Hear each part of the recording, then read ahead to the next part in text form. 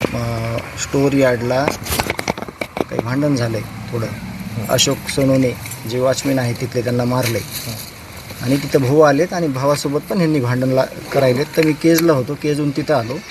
तर परिस्थिती अशी होती की जे बाहेरून खंडणी मागायला आले होते वाल्मिकांना कराडच्या नावाने, त्यांचं नाव सांगितलं, त्या लोकांना एका रूममध्ये बसवलं होतं.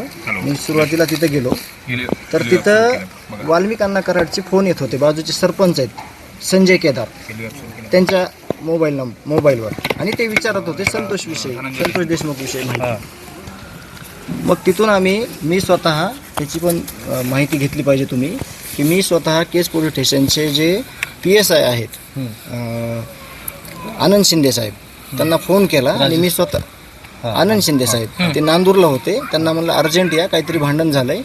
तर ते तिथं आले आणि आम्हाला मुळात भांडण करायचंच नव्हतं. आम्हाला फक्त तो प्रोजेक्ट तिथं आलेला आहे, तिथले लोक जे आहेत त्यांना संरक्षण द्यायचं होतं किंवा